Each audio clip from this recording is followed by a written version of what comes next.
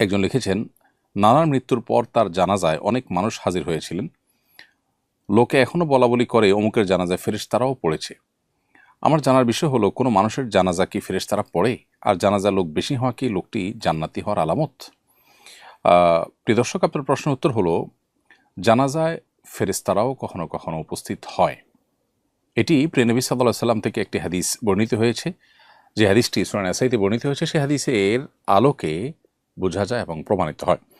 হাদিসটি সাহাবা রাদিয়াল্লাহু তাআলা বর্ণনা করেছেন যে নবী করিম সাল্লাল্লাহু আলাইহি সাল্লাম একটি জানাজায় যাওয়ার সময় তাকে যখন বাহনে চড়তে বলা হলো, তিনি অস্বীকার করলেন এবং জানাজা পড়ে ফেরার সময় তিনি বাহনে ঠিকই চড়লেন।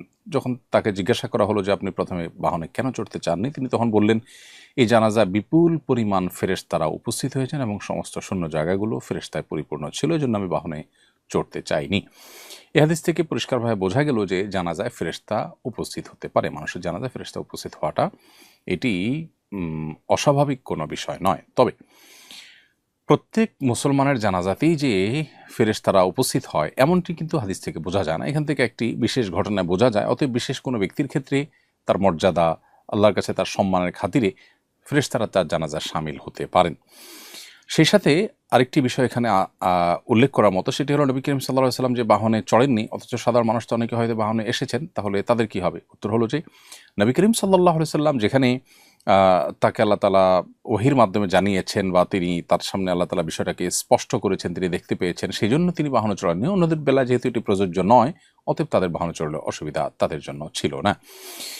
আর এই হাদিসের আলোকে বোঝা গেল যে আপনার নানার জানাজা বিপুল পরিমাণ মানুষ হলে সেখানে কিছু ফেরেশতাও থেকে থাকতে পারেন। ফেরেশতা জানাজা উপস্থিত হলে তার দুটি রূপ হতে পারে। একটি হলো ফেরেশতাকে আল্লাহ রাব্বুল আলামিন জিনের মতো যে কোনো আকৃতি ধারণ করবার ক্ষমতা দিয়েছেন। ইসলামী আকীদা অনুযায়ী ফেরেশতারা যে কোনো আকৃতি ধারণ করতে পারেন। সেই হিসাবে তারা মানুষের আকৃতি ধারণ করে উপস্থিত হতে পারেন। আবার তারা বাতাসের সাথে মিশে যেতে পারেন, মানুষের চোখের আলোয় অদৃশ্য থাকতে পারেন জিনের মতো, যে তাদের উপস্থিতি মানুষ টের পাবে না। অতএব সেভাবেও তারা উপস্থিত হতে পারেন। দুইভাবেই উপস্থিত হওয়ার সম্ভাবনা রয়েছে। আপনার নানার জানাজায় বিপুল পরিমাণ যে মানুষ হয়েছে তা হতে পারে, তারা সবাই সাধারণ মানুষ। কাকতালীয়ভাবে এটা হতে পারে। আবার আল্লাহর কাছে প্রিয় বান্দা হওয়ার কারণে বা মানুষের কাছে প্রিয় হওয়ার কারণে বেশি মানুষ উপস্থিত হয়ে থাকতে পারেন। আবার এর মধ্যে কিছু লোক ফেরেশতা থাকলেও থাকতে পারেন। বাকি এর কোনোটিকে আসলে হলফ করে বলা কঠিন যে এখানে ফেরেশতারাই জানাজা পড়েছে, এমনটি নিশ্চিত করে বলা মুশকিল।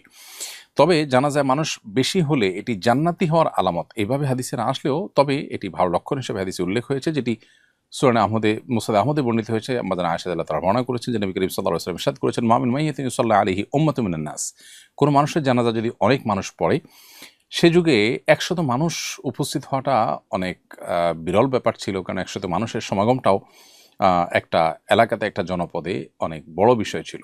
তো সেই ফিগারটা উল্লেখ করে আমাদের আয়েশা বর্ণিত হাদিসে নবী সাল্লাল্লাহু আলাইহি ওয়াসাল্লাম বলেছেন যে এরকম অনেক মানুষ উপস্থিত হয়ে, ১০০ মানুষ উপস্থিত হয়ে যদি তার জন্য সুপারিশ করে, তাদের সুপারিশ গ্রহণ করা হয়। তার মানে বেশি মানুষ মুসলমানদের জানাজাতে শামিল হলে কোনো ব্যক্তির, সেটি তার পক্ষে আল্লাহ তাআলার দরবারে যে সুপারিশ করা হয় সেটি কবুল হওয়ার লক্ষণ বা আলামত। এটি সৌভাগ্যবান মানুষের একটি চিহ্ন বলা যেতে পারে। তবে চিহ্ন বা আলামত দিয়েই সবসময় মানুষের চূড়ান্ত ফয়সালা করা যায় না।